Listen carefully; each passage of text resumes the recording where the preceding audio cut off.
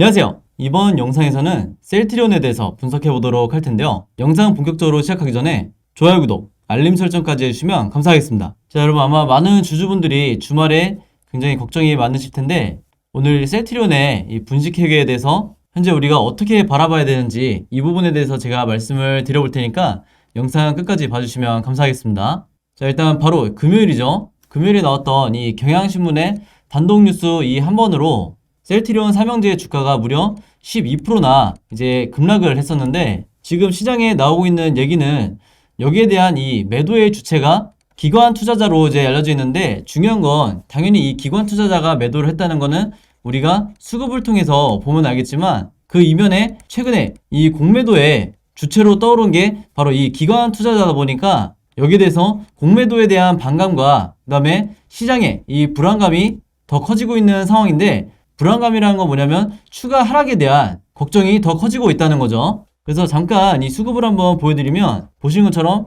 12월 말부터 기관 투자자의 어마어마한 이 순매도가 나오고 있고, 바로 이 이유 때문에 보시는 것처럼 12월 말부터 계속해서 주가가 급락이 나오고 있다. 심지어 1월 12일에 셀트리온 측에서 자사주를 매입하겠다는 이 호재성 발표를 했음에도 불구하고 단 이틀 상승하는 데 그치고 다시 주가가 급락을 하는 이런 상황을 지금 우리가 맞이하고 있죠. 그래서 이 상황에서 제가 보는 관점에서는 셀트리온 기업 측에서는 여기까지 예상하지 못했을 가능성이 굉장히 높다. 즉, 기업 입장에서는 주가를 상승을 시키기 위해서 이 주주 친화적인 대책을 마련을 했지만, 여기에 대해서 공매도 세력이 자신들의 손실을 최소화하기 위해서 억지로 주가를 다시 끌어내렸다, 이렇게 보는 관점이 합리적이라는 거죠. 그리고 또 하나 시나리오로 우리가 생각해 볼 수 있는 거는, 이 셀트리온 측에서 분식회계에 관련해서 앞으로 이러한 이슈가 다시 터질 걸 미리 예상을 하고 시장에 안심을 시키기 위한 어떤 시그널로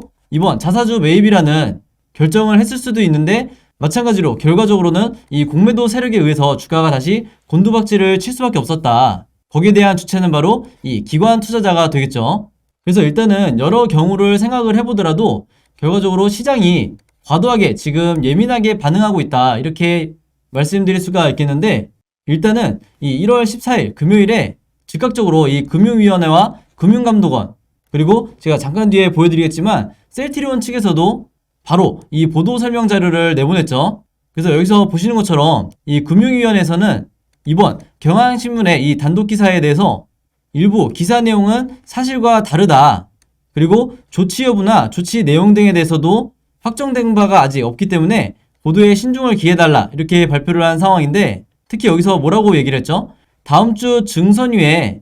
안건을 상정 예정이라고 했던 이 경향신문의 보도 내용에 대해서도 일부는 사실과 다르다고 표기를 했기 때문에, 우리가 생각해 볼 수 있는 거는 경향신문에서 나왔던 이 1월 19일에 증선위에 이 안건이 상정된다는 이 사실도 우리가 100% 팩트로 봐야 될지, 아니면 하나의 찌라시로 끝날 가능성이 있는지, 여기에 대해서도 우리가 두 가지 모두 생각을 해봐야 되기 때문에 너무 섣불리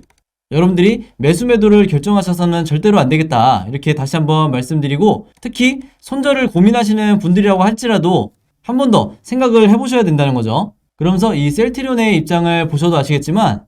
금융위와 마찬가지로 이번 경향신문의 보도 내용이 일부 사실과 다르며 현재 조치 여부나 조치 내용과 관련해서 결정된 내용이 전혀 없다, 이렇게 밝히고 있는 상황이고, 많은 분들이 기억을 하시겠지만 작년 11월 23일에도 이와 비슷한 이 분식회계 관련해서 이 약재성 뉴스가 나왔지만 이후에 별다른 상황 변화 없이 계속해서 이 주가가 흘러가는 이런 상황도 있었기 때문에, 여러분들이 금요일에 이 12%의 급락을 보시고 너무 쉽게 아직까지는 이 패닉에 빠지실 필요가 전혀 없다, 이렇게 다시 한번 당부의 말씀 드리겠습니다. 자, 그럼에도 불구하고 단기간에 주가가 굉장히 크게 빠진 상황이기 때문에 다음 주에는 추가 하락이 어느 정도 우리가 예상을 하고 있어야 된다, 이렇게 다시 한번 말씀을 드리겠고요.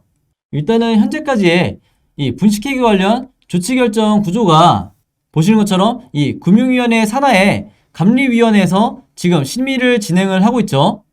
그래서 경향신문의 단독 보도는 이게 이제 1월 19일에 증권선물위원회로, 즉 증선위로 의결이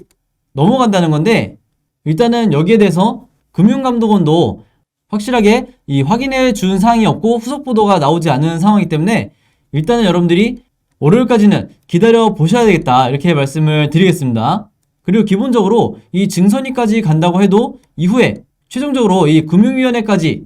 어떤 조치가 확정되는 데까지는 굉장히 시일이 오래 걸리기 때문에 여러분들이 더더군다나 단기적인 판단을 하지 마시기를 제가 당부를 드리겠고, 이번 사안 자체가 이 분식회계 관련 사안 자체가 굉장히 복잡한 구조로 되어 있죠. 네, 많은 분들이 이미 알고 계시겠지만 이 금감원의 감리기간 자체도 2018년부터 가장 최근 2021년 말까지 무려 3년이나 걸린 상황이기 때문에 이게 단기간에 끝날 이런 사안은 아니라고 보고, 기간도 기간이지만 이 안건 심의 자체가 총 12회 진행이 됐다고 하죠. 그만큼 복잡하다고 제가 말씀을 드리는 거고, 예를 들어서 과거에 삼성바이오로직스 같은 경우에는 2018년에 감리 심의가 고작 이 3차례밖에 진행이 안 됐었기 때문에 이것과 비교했을 때 이번 이 셀트리온에 대한 이 셀트리온 삼형제에 대한 이 쟁점 자체가 금융당국에서도 쉽게 판단을 내리기가 굉장히 어려운 부분이다. 그 말은 우리가 어떻게 해석할 수가 있냐면, 지금 많은 분들이 거래 정지라든지 심지어는 이 상장 폐지까지 갈 수 있는 거 아니냐 이렇게 걱정을 하시는데, 지금 이런 복잡한 사안 같은 경우에는 보는 사람의 이 관점에 따라서 얼마든지 결과가 바뀔 수가 있기 때문에 이런 사안에 대해서는 보통 시장에서 거래 정지나 이 상장 폐지 쪽으로 생각을 하기보다는 결과가 나온다고 하면 결국에는 과징금 정도로 끝나지 않을까 이렇게 보는 분위기로 전환이 될 가능성이 높기 때문에, 아까 말씀드린 것처럼 과거에 이 삼성바이오로직스처럼 대표이사의 해임을 권고하거나 이런 수준으로까지는 진행이 되지 않을 것 같다, 이제 개인적으로는 이렇게 본다는 거죠. 그러면서 당연히 이 상장 폐지나 장기간의 거래 정지도 예상해 볼 수가 없고, 기껏해야 단기간 이 거래 정지 정도는 우리가 어느 정도 감안을 해봐야 되는 부분이다, 이렇게 다시 한번 말씀을 드리겠습니다. 그리고 앞으로 우리가 주목해봐야 될 점은 수급적인 부분인데, 제가 앞에서도 말씀드렸지만 최근에 주가를 급락시키고 있는 이 주체가 바로 기관 투자자죠. 기관 투자자 중에서도 공매도 세력에 의해서 지금 억지로 주가를 끌어내리고 있는 이런 상황이기 때문에 우리가 체크해봐야 할 부분은 앞으로 이 공매도의 매도가 언제까지 계속해서 이어질지, 여기 대해서 계속해서 체크만 해보면 된다. 즉 진짜 바닥이 나왔을 때 어떤 식으로든 이 저점 매수세가 수급을 통해서 포착이 될 거기 때문에 우리는 그때 이 추가적인 매수를 들어가거나 혹은 이미 현금을 다 쓰신 분들 같은 경우에는 이런 흐름을 보면서 계속해서 중장기적으로 홀딩하면서 가져가야 된다, 이렇게 다시 한번 말씀을 드리겠습니다. 자, 그래서 우리가 지금 시점에서 어떤 부분을 생각을 해야 되냐면, 이 분식회계 이슈가 이 논란이 터진 이상 앞으로 여기에 대해서 우리가 최소 2가지의 이 시나리오를 가지고 매매를 하셔야 된다. 이게 무슨 말이냐면, 오늘 영상에서 제가 말씀드린 것처럼 이번 분식회계 논란이 단순히 찌라시성으로 끝나거나 생각보다 이 큰 악재로 발전이 되지 않는 이런 상황에서 우리가 어떻게 매수 매도를 해야 되는지, 즉 매매 대응을 해야 되는지고, 두 번째로는 실제로 이 분식회계 정황이 포착이 되면서 우리가 최악의 이 경우로 생각할 수 있는 이 흐름으로 진행이 된다고 했을 때, 즉 이 금융위원회에서 기업의 임원에 대한 해임이라든지 과도한 이 가중금을 포함해서 거래 정지까지도 이제 걸 수 있는 이런 상황이 만약에 펼쳐진다고 했을 때, 마찬가지로 이 경우에 어떻게 매매 대응을 해야 되는지, 주식시장에서는 이 100%라는 게 없기 때문에 항상 여러분들이 2가지의 시나리오를 가지고 계셔야 되는데, 바로 이런 이유 때문에 제가 이 2가지 시나리오에 대해서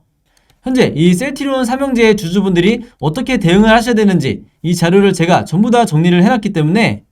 이 자료 필요하신 분들은요, 제 번호 010-5826-4556으로 숫자 7이라고만 간단하게 적어서 문자 보내주시면 제가 문자 보내주신 모든 분들에게 방금 말씀드린 제가 직접 작성한 이 매매 대응 시나리오 전부 다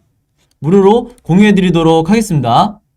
지금과 같은 상황에서 여러분들이 이런 최소한 2가지의 시나리오를 가지고 있지 않으면 앞으로 주가가 어떤 식으로 흐름이 나오든지 이게 내가 제대로 대응을 하고 있는 건지 아니면 정말 계속해서 이 홀딩을 해야 되는 건지 여러분들이 판단하기가 굉장히 어렵기 때문에 제가 영상 봐주시는 이 시청자분들과 구독자분들을 위해서 제가 일일이 이 자료를 제작을 했으니까, 여기에 대한 시나리오 자료 필요하신 분들은 제 번호 010-5826-4556으로 숫자 7이라고만 문자 간단하게 보내주시면 전부 다 공유해드리도록 하겠습니다. 자, 그리고 제가 지난 이 11월과 12월부터 계속해서 영상을 통해서 말씀드렸던 게 있죠. 바로 이 분식회계와 별개로 앞으로 이 셀트리온 관련해서 1월부터 4월까지 어떤 이슈들이 남아있는지 제가 전부 정리를 해서 제가 여러분들에게 무료로 공유해드리고 있는데, 이미 받아보신 분들은 아시겠지만 여기에 제가 주가에 영향을 미칠 수 있는 호재와 악재, 그리고 아직 시장에 나오지 않은 앞으로 나오게 될 이 보도자료에 대해서 키워드까지 전부 다 정리를 해서 제가 계속해서 보내드리고 있죠. 그러면서 제가 뭐라고 말씀드렸냐면, 여기에 대한 내용들이 대부분 이 세력들도 이 정보를 갖고 있는 상황이기 때문에, 더더군다나 이 우리나라 이 개미 투자자분들은 절대로 세력보다 정보를 많이 갖고 있을 수가 없기 때문에 단기간에 이 10% 20%의 이 개미 털기에 항상 당할 수밖에 없다. 그래서 이런 상황을 방지하기 위해서라도 여러분들이 제가 드리는 이 자료가 꼭 필요하다고 말씀을 드렸죠. 그래서 이 셀트리온을 단타로 매매하는 분들은 거의 없겠지만, 기존에 이 중장기적으로 보유하고 계신 분들이나 혹은 최근에 매수하신 분들은 반드시 이 자료가 있으셔야 여러분들이 최소한 개미털기에 당하지 않고 계속해서 편한 마음으로 홀딩을 하실 수가 있다. 이렇게 다시 한번 말씀을 드리겠습니다. 그래서 이 자료 필요하신 분들도 마찬가지로 제 번호 010-5826-4556으로 숫자 7이라고만 보내주시면 제가 아무리 늦어도 여러분들이 문자 보내신 이 3시간 안에는 일일이 확인해서 제가 답장을 드리도록 하겠습니다. 당연히 문자기 때문에 무료니까 여러분들이 절대 부담스러워 하실 필요가 없고요. 제가 드리는 이 공유해드리는 자료들 주변에 혹시 셀트리온 삼형제 보유하고 계신 지인분들이 있다고 하면 마찬가지로 최대한 많이 공유를 해달라, 이렇게 다시 한번 당부를 드리겠습니다. 자, 그럼 여러분 오늘 영상은 여기까지 찍기로 하고요. 저는 다음 영상으로 뵙도록 하겠습니다. 감사합니다.